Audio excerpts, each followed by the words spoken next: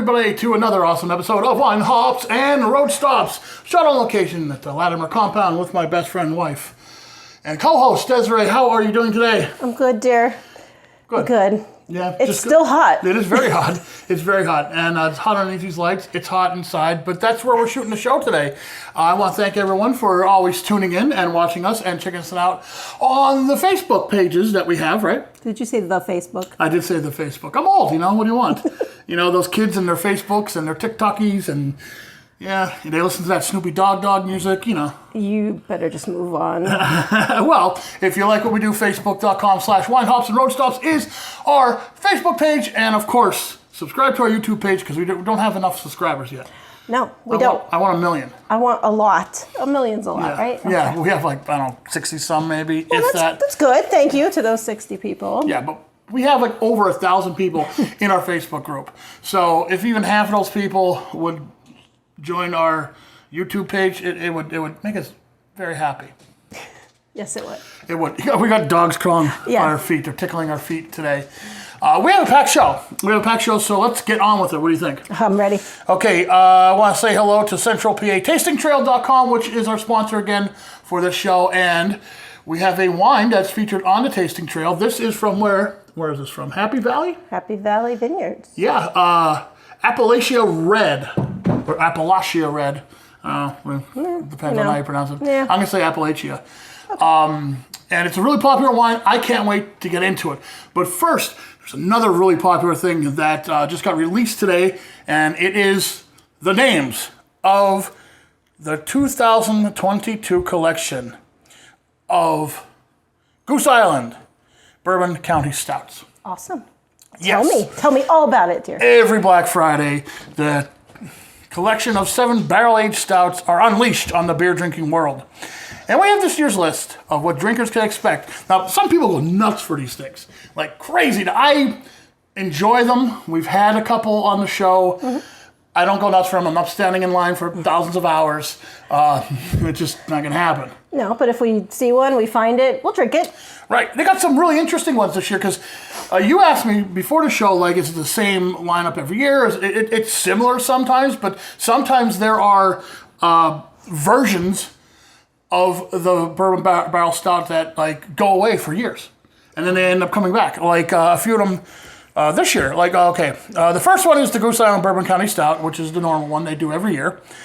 That's aged in bourbon barrels from Heaven Hill, Four Roses, Wild Turkey, and Buffalo Trace.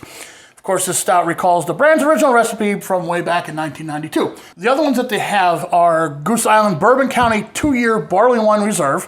This is the first time they're having this one since 2018. Next up, Goose Island Bourbon County 30th Anniversary Reserve Stout.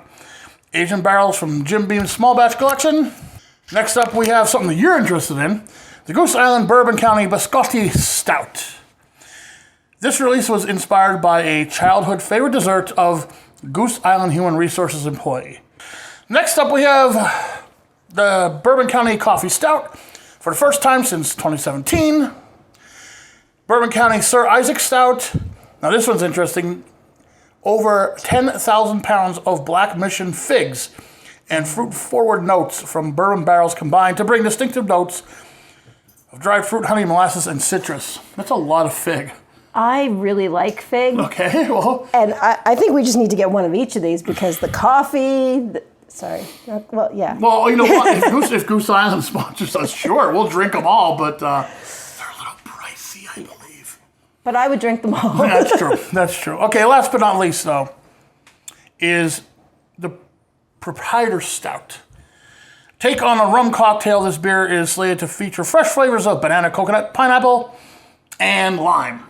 Sign me up. Yeah, a bourbon stout with lime in it. Sounds a little weird, but hey, they say it works, I'm sure it works. And when we come back, we are going to go on the road to Dallas, Pennsylvania with the owner of Back Mountain Brewing. Don't go away, we'll be right back. The Central Pennsylvania Tasting Trail is the best way to experience Center County. Their tasting trail is filled with craft breweries, distilleries, wineries, and cideries, all located in Center County, Pennsylvania. Something for everyone's taste. So visit centralpatastingtrail.com to keep up with the latest trail members, events, and get yourself a passport. It's the best way to experience Center County, the Central PA Tasting Trail. Visit today.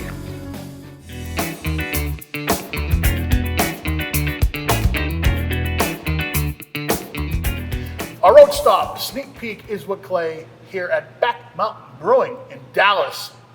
Tell me a little bit about this place. I've never been here before, as it is the Back Mountain Brewing Company. I was here before when it was something else, but we won't talk about that. You've been here for what, about a year now? About a year. It'll be a year, August 27th. Talk to me about this place. When you come in here, what do you expect? Expect true to style beer. Expect a diverse tap list. I mean, we have everything from malty beers to hoppy beers to dark beers.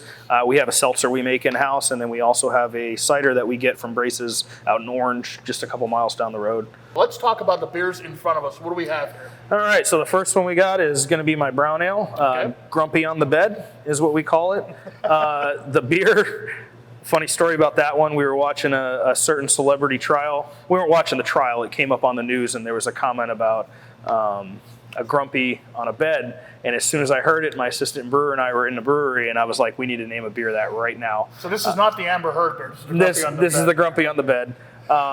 We actually named the beer. I locked it in on Untapped. No idea what kind of beer we were going to brew. And we're sitting there and my assistant brewer was like, brown ale. And I was like, perfect. Perfect. We actually named the beer before we even had the recipe or anything down. And I just brewed a traditional American brown ale, okay. All American ingredients, right down to the yeast. It's your standard American ale yeast, super clean.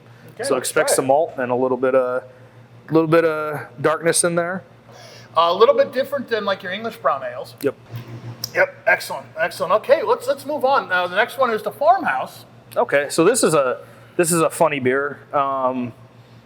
When I originally I want to do the saison. I was always worried about with saison yeast, you get will actually eat a lot more of the sugar than what normal yeast do. Mm-hmm. And I'm always worried about putting that into my system. I know as long as you have a good cleaning regimen and everything, you don't run into that issue, which right. We have a really good cleaning regimen. But I found the new yeast came out. It was a hybrid yeast, and it didn't, it wouldn't take the beer as dry. So what you end up with is it's like a saison with a little bit more body than a traditional saison. Okay. It's a little heavier. So we ran a test batch of it and put it out, and it took off. People really liked it. I don't call it a saison. I mean, saison, farmhouse, interchangeable. I call it a farmhouse beer. I call it American farmhouse beer. Okay. We use all American malt for it. The yeast we use American-made yeast. And that's basically what came out the other side. And it took off so well that people really, really got into it. So we just keep making it. There's a nice nose to it. I mean, you're going to get the clove and stuff that you want in a saison. That's what I'm saying. You're going to get the nice, pepper. Smell of clove and pepper there. Yeah. But it's not going to be as, we actually have one back there in the back that we're going to put on tap when this one's done. It's a true saison. I use a true saison yeast with it. It actually dried out more than I thought. It's like 8.7%. But that one is definitely a true saison. This one is more, I don't know. Like a hybrid in between. You said that the styles are kind of interchangeable, and I agree. They're very, very similar. This has a nice little bite at the end, like a little peppery bite, little peppery finish there. This is really good. Would the ABV on this would be around 7? Okay. 7%. It's a little bit higher than normally what a saison or even a typical farmhouse would be. Next up, we have stout. Well, let's do the golden. Okay, let's do the golden first. Yeah, destroy our palate. Yeah, you don't want to go. And I'll mention this because I got yelled at on Facebook because me and my wife drank a stout before we drank a lighter beer on one of the last episodes. Sorry. It's okay, man. Okay, people will get mad to get mad. It is what it is. This is the golden? Yep, Scuttlebutt Golden Ale. I was making a blonde ale for a while, and then I decided, I want to change it up. It wasn't what I wanted it to be. I really had a lot of beers out west, Goldens, blondes. They're they're the same thing. Okay. And they were always really heavy on like Victory malt, and Victory malt's like a real biscuity kind of malt. And I was really digging it, and that's what I wanted in my beer. So we took the hops. We had this hop, Belma hop. is a newer hop strain, and you're supposed to get like strawberry and like stone fruit and stuff out of it. And I've used it in IPAs. My assistant brewer was making some. He made a hazy at home with it, and you could really it was just a really cool hop. And I was like, man, you get the biscuit from the Victory, and I was like, you get the strawberry from the hop. I was like, it's like strawberry toast. That's obviously not what it tastes like. But we put it on tap, and our regulars came in and started drinking it, and they were hooked. They were like, "Oh man, we love this golden ale." Okay, so and this is called Scuttlebutt. Scuttlebutt. Okay. I would recommend this to anyone who likes domestic beers. Okay, and that's what it is. It's Miller, Bud, Coors kind of thing. If you're new to craft beer, here's your gateway drug. That's very good, and that's ABV would be around what? 6-ish. As my wife's back there, like. Wife's back there pointing. No, there's 6 point something. She knows more than you. Yeah. Well, it's your wife. Of course she didn't know. My wife knows more than me. Oh, she 100% knows more than me. Yeah. You know, my co-host is the reason why people watch the show. Okay, last beer, and my wife's gonna hate me for not taking her, but she's working right now, and so am I. This last beer is a stout. She loves stouts. That's the whole thing, and she's always jealous when I go on the road. Don't take her, especially when I have a stout. Or she would really like this too, the brown ale. She's a big fan of brown ales too. We'll hook you guys up with a jug to go. All right. So what we got in front of us here? So this is kind of my baby. I've always been a big stout fan. I like foreign stouts. I like American stouts. I like bourbon barrel stouts. I like pumpkin stout. Like if it's a stout, I like it. But one stout I really fell in love with was just a true American stout. Like you're not pushing 8 or 9% ABV. You get that little bit of bite in there. I use all American hops. I use a hop that's not traditional to use as like an aroma hop, but I throw it in there anyways, and it works well. And this is honestly, I've been brewing this beer probably since I started home brewing, and it's gone through multiple iterations. And then I basically went off of how well I was doing when I would compete with it, and I've just changed that recipe over and over again. And as I got more into brewing, and then after I went to school, I understood a lot more about water and how water works with darker grains, and all this stuff came together, and this is what came out. And I mean, I'm really happy with it. People that love stouts come in and they say, So you refined this over the years, but this is one of the first ones that you really got. Yes. When you really got into home brewing and going forward, this is like the OG. Of Bad Mountain Brewing. But I mean, it's nowhere near what it was when I originally started. But yeah, we all get better with age. That's a nice nose.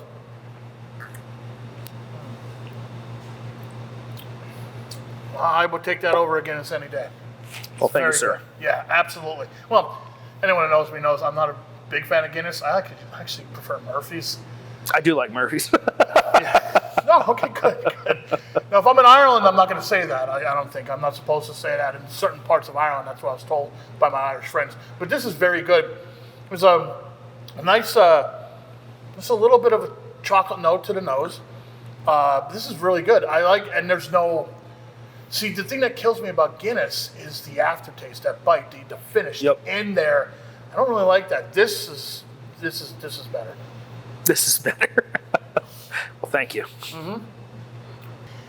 Thank you very much for letting us sample the beers. Back Mountain Brewing Company, that's our road stop for today. Thanks, Clay, for having us here. Hope to see you again soon. Come on in and check us out. We're right in Dallas, right in between the two giant stacks. You can't miss it. Right off Memorial Highway. If you're looking for a change between like 5 IPAs on tap, come on in. I think we got something for everybody.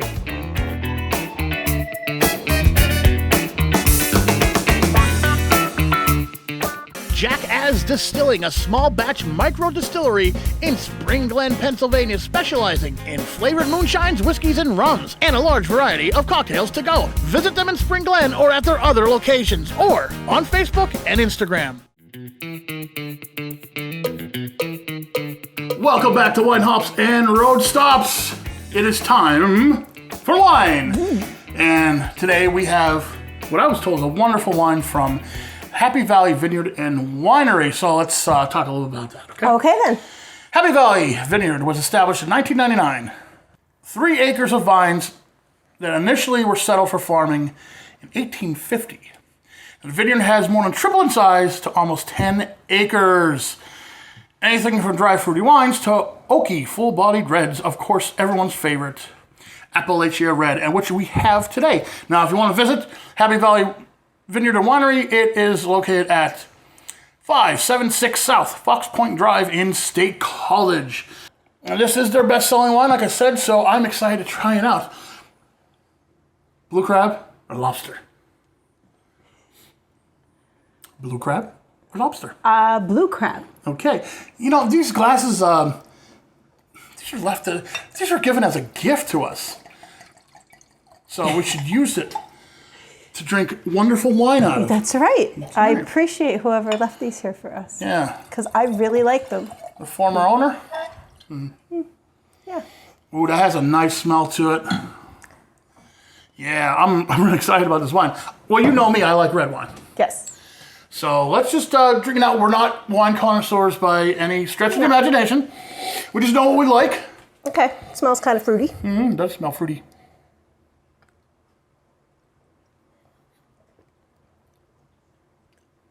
Yeah, very sweet. I got a feeling I'll be drinking that whole bottle tonight. I think you say that every show. And what happens? Because we get some darn good wine. And what happens after the show? And we drink it. Food pairing. You've got a food pairing from the website. Oh. Enjoy it with your favorite savory dishes and cheeses. And I think we could do that with some cheese. We're gonna test that out. We always have plenty of cheese. Well, cheese is great. I know. The alcohol is 12.5%, like a normal wine is. Yeah, that's one thing you gotta remember about wine, people. Wine's not like beer. Like, this is like probably 2 beers right here. Okay, maybe a little bit less, but usually wine's ABV is much higher than your normal beer. Right. Usually 2-3% more. So, sometimes you see those ladies having a wine brunch, with a glass like this big filled all the way to the top with the wine. They ain't messing around. No. It may seem, like, oh, it's wine, it's fine. Yeah, till you stand up and you realize that wine just hit you. That wine is fine. Well, there is our wine for this episode. And I encourage everyone to go check their website out. And, of course, go online to centralpatastingtrail.com. where there is a bunch of wineries just like this, including this one. Don't go away. We have more to come because we've got to talk about the Hazleton Rotary Wine and Beer Festival, which is coming up again, and we have some people from the Hazleton Rotary to talk about, and we have a contest. Don't go away. We'll be right back.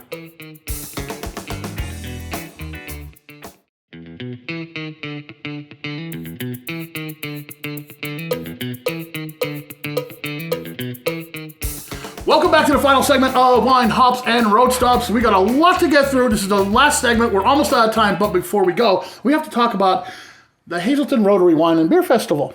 Every year, we go there. Every year, I perform there, and I run around with a camera with my lovely wife, and we talk to people, and we shoot some video, and we do some reporting for the show.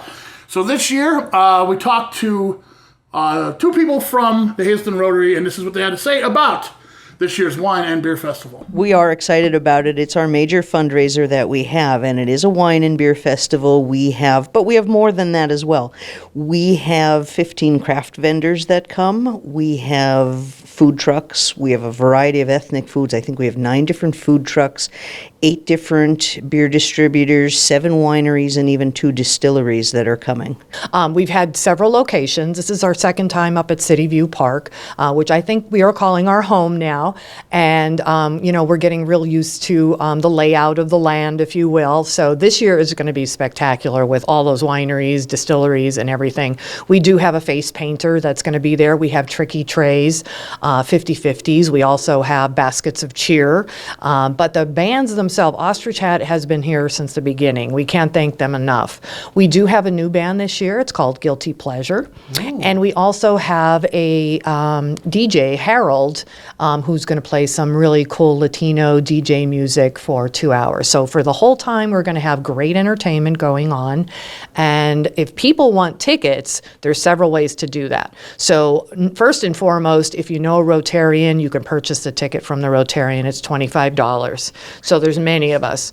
We also have various businesses who are selling them. So the main thing is to go and like our Facebook page, Hazleton Rotary. That will give you a slew of information. Our website, which is Hazleton Rotary, also has all that information. We have a separate page for our Wine and Beer Festival. Ticket Leap, which will take you there from the main page of our Rotary page. So there are lots of ways to get that. The community is invited to come and join us for our Wine and Beer Festival Saturday, August 27th from 12 to 6 at City View Park. Come on out and visit with us. And of course, we have a contest. We're going to give away some tickets. You got to go to our Facebook page, and all the instructions are there. You're going to have to like some stuff. You're going to have to comment on some stuff. It's pretty easy, but you get to win some tickets to the Hazleton Rotary Wine and Beer Festival. And you're pretty excited about this year, aren't you? I am. Yeah. I love it. Well, there's certain things you got to watch out when you go to the beer festival. Now, I understand beer festivals right now, you could throw a rock and hit a beer festival. It wasn't really like that like years ago. But this one is always so good. And they've been doing it for 9-10 years now, somewhere around there. We've been a part of it for almost the entire time it's been in existence. So we're going to give you a Beer Fest survival guide. Number one, I say, please do not be intimidated. It doesn't matter if this is your first Beer Fest. You belong here just as much as that annoying beer geek next to you who probably lives in his mom's basement. Next up, no FOMO. What does FOMO mean? Fear of missing out. That's right. You will not get to sample all the beers, so don't make it a goal. Don't be that guy, because if you sample all the beers, or you try to sample all the beers, you're going to end up being that guy. Try new things. Don't assume you will hate all sours or stouts, or that all IPAs smell like a cat's litter box. It's not true. It's not true. It's not true. It's not true. It's okay to dump beer. Yes, you can pour it out if it's awful. You can. I have. I've done it.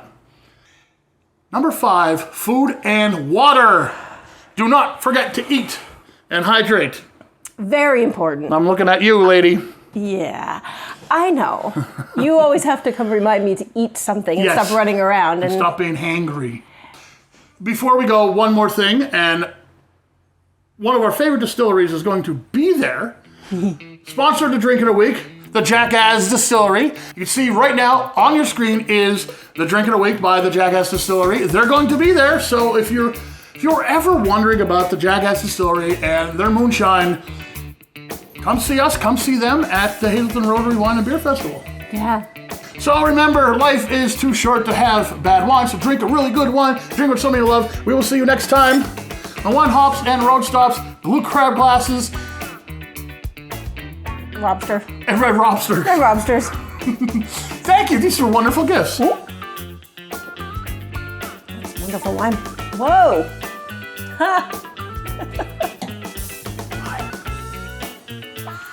Man.